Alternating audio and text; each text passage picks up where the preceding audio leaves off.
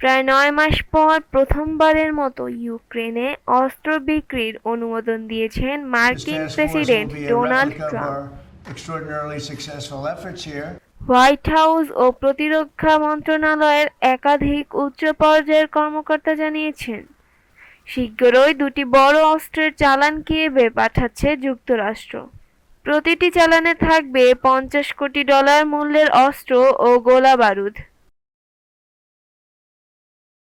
প্রতিরক্ষা মন্ত্রণালয়ের under secretary Elbridge কলবি ইতিমধ্যে অনুমোদনপত্রে স্বাক্ষর করেছেন। তবে এই অস্ত্র সাবেক প্রেসিডেন্ট জো বাইডেনের প্রশাসনের মতো সহায়তা হিসেবে দেওয়া হচ্ছে না।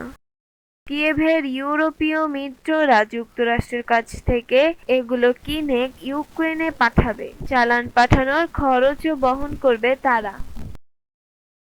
মার্কিন কর্মকর্তা জানিয়েছেন, প্রায়োরিটাইজ ইউক্রেন রিকোয়ার লিস্ট নামে নতুন একটি সমঝোতার আওতায় ইউক্রেনে মোট $১,০০০ কোটি অস্ত্র পাঠানোর সিদ্ধান্ত হয়েছে।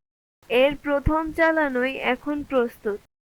প্রসঙ্গত, গত ২০ জানুয়ারি শপথ নেওয়ার পর প্রেসিডেন্ট ট্রাম্প ঘোষণা দিয়েছেন, তার অগ্রাধিকার হবে রাশিয়ার ইউক্রেন যুদ্ধাবসান। তিনি স্পষ্টভাবে জানিয়েছেন, ইউক্রেনকে আর সামরিক সহায়তার অনুমোদন দেওয়া হবে না। এর ধারাবাহিকতায় গত ৯ মাসে ট্রাম্প প্রশাসন সরাসরি কোনো সামরিক সহায়তা দেয়নি, বরং রাশিয়ার প্রেসিডেন্ট ভ্লাদিমির পুতিন ও ইউক্রেনের প্রেসিডেন্ট ভলোদিমির জেলেনস্কির সঙ্গে একাধিকবার বৈঠক করেছেন যুদ্ধাবসানের উদ্দেশ্যে। তবে দৃশ্যমান অগ্রগতি হয়নি। যদি এর মধ্যে ইউক্রেনে কিছু মার্কিন অস্ত্র পৌঁছেছে, সেগুলোর অনুমোদন দিয়েছিল বাইডেন প্রশাসন। ট্রাম্পের অনুমোদিত এই চালানকে তাই একটি নতুন ধাপ হিসেবে দেখা হচ্ছে।